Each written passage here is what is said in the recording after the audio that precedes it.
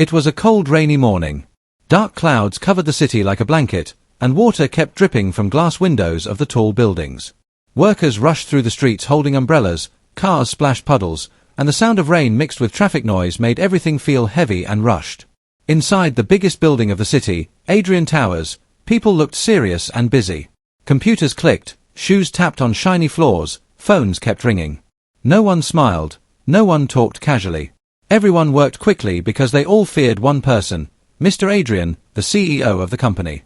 He was powerful, strict, and never tolerated mistakes. Most employees said he had no heart. He only cared about business, money, and rules. On the top floor, his office door had a golden nameplate. People believed only important businessmen entered through it. Others never dared. But on that rainy day, something unusual happened. The elevator door slowly opened. Out stepped a little girl, no more than 7 years old. Her clothes were simple and wet from rain. Her hair was messy, and she held a small old teddy bear tightly in her hand. She looked scared but determined, like she had no other choice left in the world. Her name was Anna. Everyone in the lobby turned to look at her. She clearly did not belong there. Men in suits raised their eyebrows, women whispered among themselves, and guards looked confused. One guard walked toward her and said, "Little girl, you cannot be here. Where is your parent?" Anna swallowed softly and replied with a shaky voice, "Please. I need to meet the CEO." People laughed silently. A child, asking for the CEO? Another employee frowned. "This place is not for children. Go home, dear. You will get in trouble."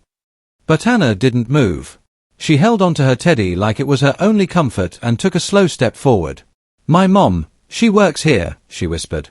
The guard thought she might be lying. The building had more than 2,000 workers. How would she know the CEO? He sighed and tried again. "Even if she works here, you cannot go to the CEO. Do you know who he is?" Anna nodded slowly, tears forming in her eyes. "Yes, he is the only one who can help me." By now, a few curious employees gathered. Rainwater dripped from her small shoes, forming a little puddle on the marble floor. She looked like she hadn't eaten properly, her lips pale, hands cold. One kind receptionist bent down and asked gently, "Sweetie, what's your name?" "Anna," she replied softly. "And why do you need the CEO?" the receptionist asked. Anna looked down. Her voice broke. "My mom, she won't wake up." Silence. The laughter, whispers, and typing sounds around suddenly froze. People looked at each other, confused. No one expected those words. The receptionist felt her heart sink. "What do you mean, she won't wake up?" Anna wiped her tears with the back of her hand. "This morning, I tried to wake her for work, but she didn't open her eyes. I shook her. I called her. I cried, but she didn't move." Her voice trembled, and her small body shivered. "I got scared. I didn't know who to ask for help. Mom always said the CEO is kind and powerful, that he can fix things," Anna continued, choking up. "So I walked here. In the rain. I just want him to help. Please let me meet him." People looked ashamed. They had judged her instantly. Some workers wiped their eyes secretly. But rules were rules. The security chief shook his head. "Child, you cannot meet him without appointment. We will call an ambulance for your mother." But Anna stepped back, her eyes wide with fear. "No," she cried. "If hospital comes, they need money. We don't have any. Mom said if anything bad happens, I must find the CEO. Only he can help us." Suddenly, elevator dinged again. The doors opened. Mr. Adrian himself stepped out, tall, sharp-dressed, eyes cold. Two managers walked behind him holding files. Everyone quickly stood straight, acting busy. Seeing a child in his path, he frowned deeply. "What is this mess?" he asked in a firm voice. Guards immediately bowed. "Sir, we're removing her." But Anna ran forward before they could stop her. She stood right in front of Adrian, tiny and shaking, looking up at him with wet eyelashes. "Sir, please help," she whispered. Her voice was small, breaking like it could disappear any moment. "My mother is not waking up. She works here. Please, come with me." The entire lobby stared silently. Adrian's eyes studied her, a weak little girl in cheap clothes, trembling, soaked in rainwater. He felt annoyed at first. He hated disturbance. But then he noticed something, the way she looked at him with pure hope. No greed. No lie. Just desperate innocence. "What is your mother's name?" Adrian asked stiffly. Anna took out a crumpled photograph from her small pocket, her mother smiling in a cleaning uniform inside the same office building. Anna held it up with shaking fingers. "This is her," she said. "She works late at night sometimes. She told me if something bad happens, I should find you. Because she believes you have a good heart." Everyone waited for his reaction. Adrian stared at the picture. Something inside him moved slightly, like a forgotten feeling stirring awake. Anna's lips quivered. Rainwater still dripped from her sleeves. She looked like she might faint. She took one last desperate breath and whispered, "Sir, my mom won't wake up. Please come, before it's too late." And then, suddenly, Anna's small legs gave up. Her eyes rolled and her body collapsed on the floor. Employees gasped. Papers fell. Someone screamed her name. Adrian's eyes widened, shock replacing his cold expression. He rushed forward instinctively, catching her before she hit the ground. Mr. Adrian held the little girl in his arms, startled by how light she was, like she had not eaten properly for days. Her tiny hand still gripped her old teddy bear even as she fainted. The workers stood frozen, shocked to see their strict CEO kneeling on the floor with a child.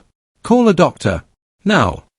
Adrian shouted sharply, but there was worry in his voice, something no one had heard before. A woman hurried to fetch water. Another brought a towel. The receptionist found candies from her drawer, placing them beside Adrian with shaking hands. Slowly, Anna's eyes opened. She blinked weakly, breathing fast. Adrian looked at her, his voice softer this time. "Are you okay?" Anna nodded a little, but her first question was not about herself. "Sir, will you help my mom?" Her voice was faint but full of hope again. Those words struck Adrian's heart like a blade. For the first time in years, he felt something other than power and control. He felt responsibility. "Yes," he said firmly. "Take me to her." Everyone gasped silently. The CEO agreed. He stood up, carrying Anna in his arms like she weighed nothing. Employees watched with wide eyes, some whispered, some couldn't believe their cold boss was doing this. As they exited the building, rain still poured outside. Adrian removed his expensive coat and wrapped it around Anna, protecting her from the cold. He opened the back seat of his black luxury car and gently placed her inside, like she was something precious. "Tell me the way," he said as he sat next to her. His driver looked confused but obeyed. The car moved through wet roads. Drops of rain slid across the windows as city lights passed like blurry stars. Anna pointed nervously. "Straight, then right. We live in the small street behind the old market." The further they drove, the darker the streets became. Big buildings changed into broken walls, luxury cars turned into bicycles, asphalt turned into muddy roads. Adrian stared out the window, seeing poverty he had never bothered to look at before. Finally, they reached a small, half-broken house with a rusted metal door. Rainwater dripped from the roof. There was no light inside.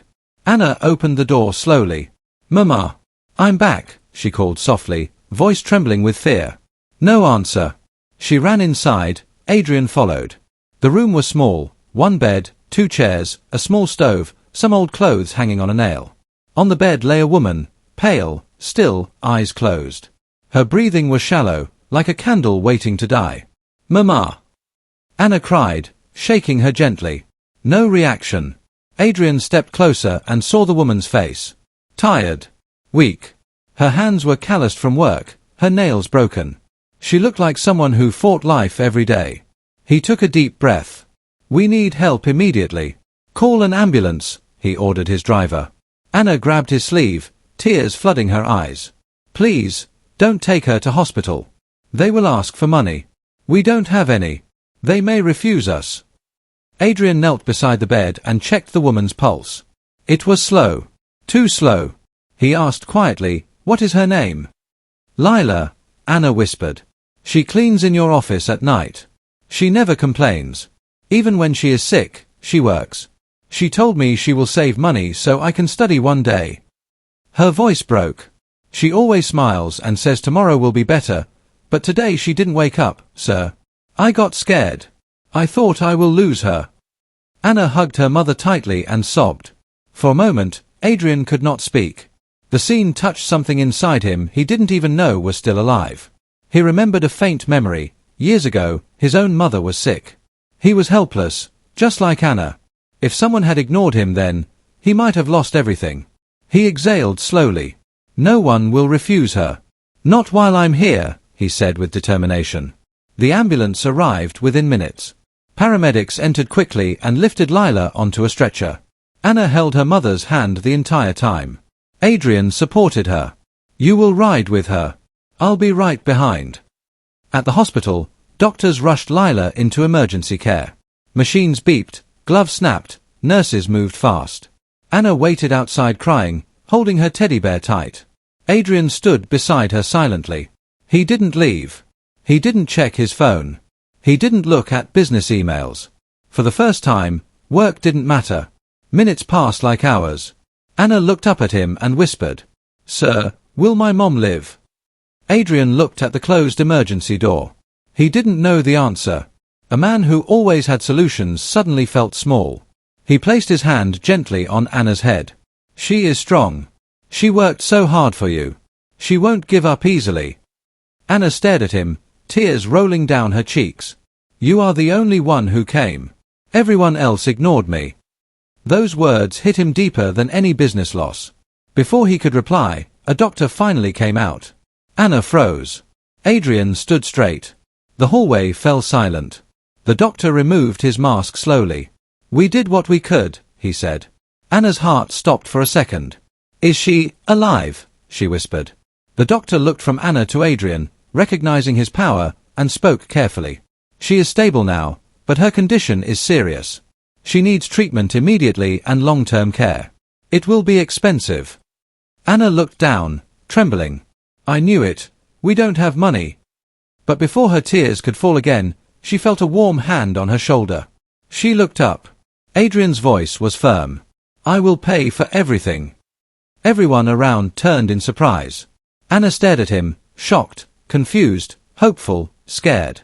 Why are you helping us? She asked in a whisper. Adrian looked through the glass window at Lila lying unconscious inside. He didn't have a full answer yet. He only said, no mother should suffer for giving her child love. And no child should beg for help alone. Tears filled Anna's eyes again, this time not only from pain, but from relief. Rita followed Mr. Ahmed through the quiet hallway. Her hands were cold, and her footsteps were nervous. The office looked bigger from inside, and every room they passed had people working, typing, or talking on phones.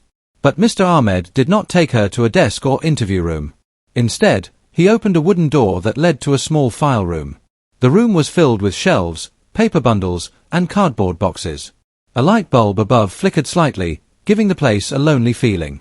Wait here, he said softly and walked inside, searching through old files. Rita stood near the door, holding her certificate tightly. She kept watching him, wondering why he brought her here. She could hear employees laughing outside, machines printing papers, phones ringing again and again. But here, everything was quiet, too quiet. Her mind wandered. She remembered her mother waking up early every morning, packing lunch for her younger brother, and then smiling even when she was tired. Rita saw her mother's face in her mind and whispered, I must not fail. Mr. Ahmed finally found a file and sat on a small table. He opened it and started flipping pages. Each second felt longer to Rita. She slowly stepped closer, hoping there would be good news inside that file. But suddenly, she noticed something. The paper Mr. Ahmed was reading had a familiar name, Rizwan, the owner of the company. Her father's friend. Or someone else. Her memory tried to connect pieces. Before her father died, he used to mention a man named Rizwan who once promised him help. Was this the same person? She hesitated for a moment, then carefully asked, Sir, is this file about Mr. Rizwan, the company owner? Mr. Ahmed stopped turning pages.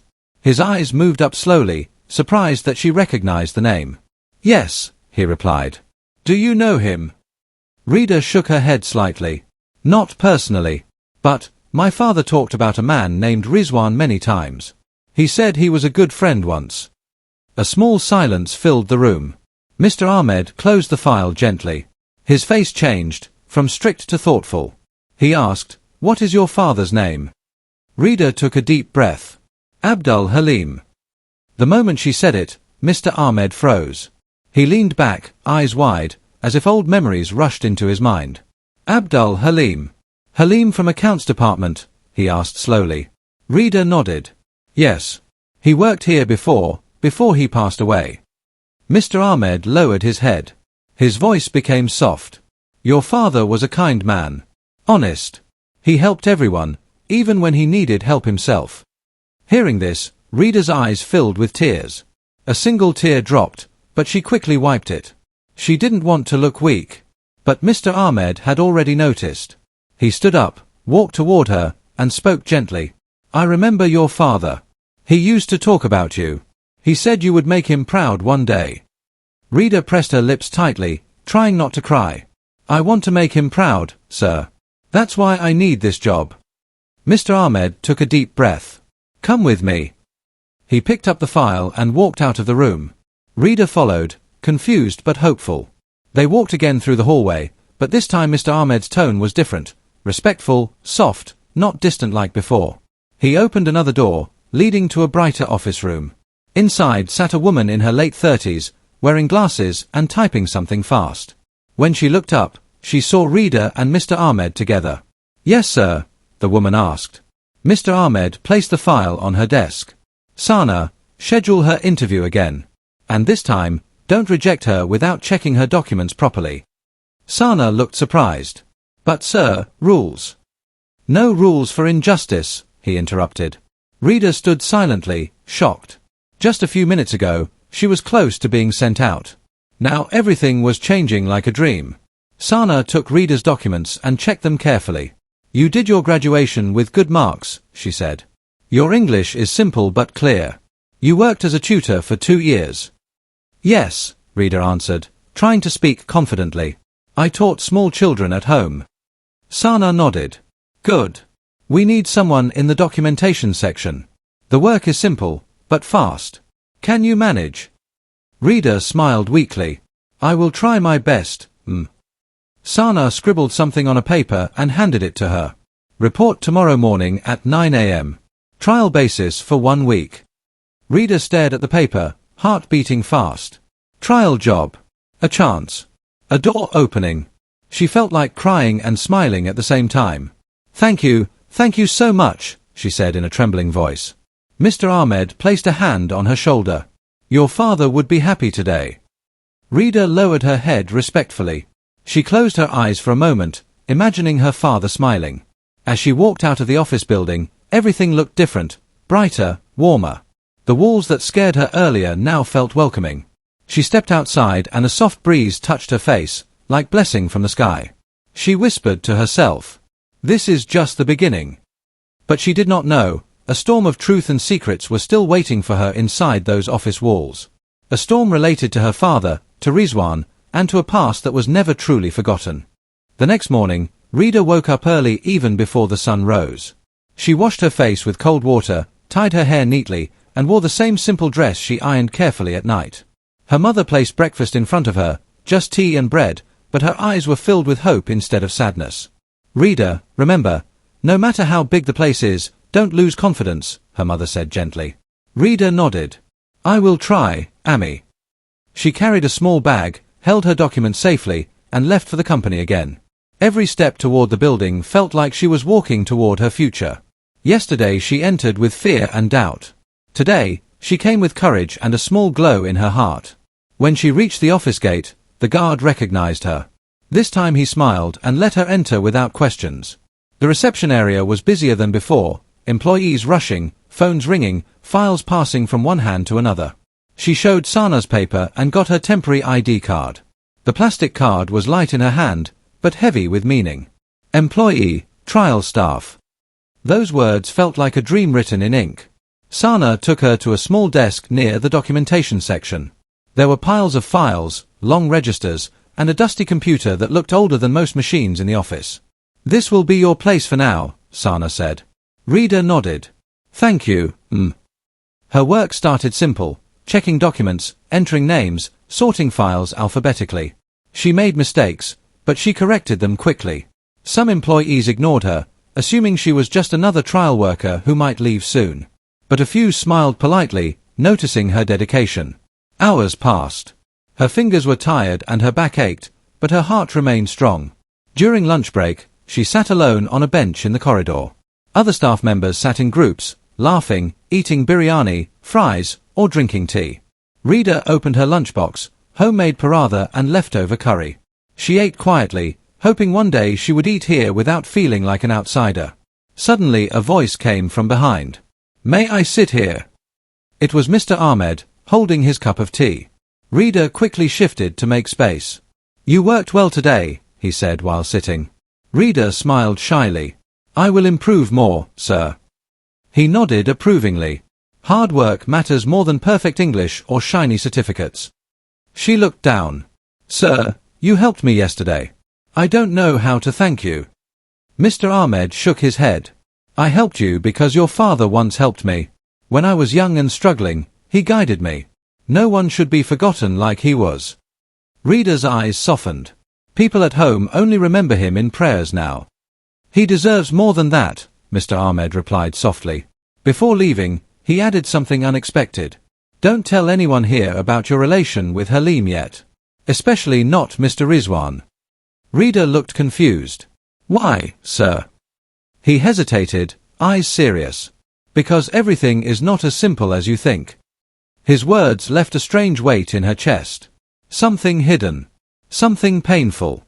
In the evening, when most workers left, Rita stayed back to finish a stack of pending files. She wanted to show she was worth keeping. As she arranged papers, one old brown file slipped and fell on the floor. Documents scattered everywhere. She knelt down to pick them, but her hand froze when she saw the top page. It was a report from 5 years ago, the year her father died. Heading: Internal Audit, Irregular Funds Case. Name mentioned: Abdul Halim, Account Supervisor. Her heart stopped. Her father's name. Under a section written in red ink were words: suspected in financial mismanagement. "No, this can't be true," she whispered. She remembered her father, a man who never lied, never cheated, even when money was short at home. How could he be suspected? Was this why he was depressed in his last days? Was this why he died with stress and shame in his heart?